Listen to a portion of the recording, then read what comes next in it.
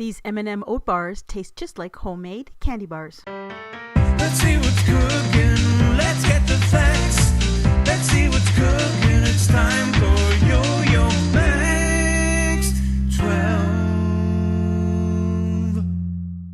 Hello everyone, starting off with a large bowl and 1/2 cup of butter that's been brought to room temperature. Add to that 1 cup of packed brown sugar and blend that together until it's light and fluffy. Add in a teaspoon of vanilla extract and 1 egg, and then continue to blend until nicely combined.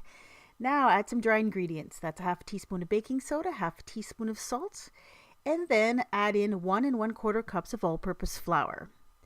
Blend that in with an electric mixer or by hand, and then stir in 2 cups of quick cooking oats. Once it's blended, you're going to press it into the bottom of a 15 by 10 inch baking dish that's been well greased.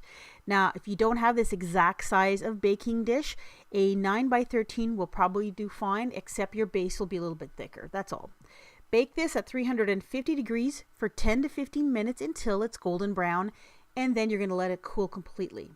Now for the caramel layer, you'll need 14 ounces of caramels and 3 tablespoons of water. Put that in the microwave and heat it until the water's hot and the caramels start to melt, and then blend that together until it's nice and smooth, and then pour it on top of the crust that's been cooled. Spread it around until it's right up to the edge. Then sprinkle on 1 cup of miniature chocolate chips. And of course, if you don't have miniature chocolate chips, the large size will do just fine. Then sprinkle on 1 cup of chopped nuts. This is optional, of course. I use pecans, but the original recipe asked for walnuts. Then sprinkle on 1 cup of plain M&Ms. Spread them around nicely. And then you're going to press down, making sure all the toppings are stuck to that caramel layer. Then the final step is to drizzle a little bit of white chocolate or white candy melt over the top. I melted it, put it in a Ziploc bag, and just cut the corner off to drizzle it on. And then let it set, and then cut into bars.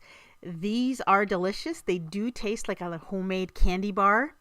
One thing you'll note is that that caramel layer will stay kind of runny even after it's set, and they'll be quite sticky. So if you want that, then that's fine. If you want a caramel layer that's a little bit less gooey and a little bit less sticky, then I would recommend using 1.5 tablespoons of water instead of 3 tablespoons.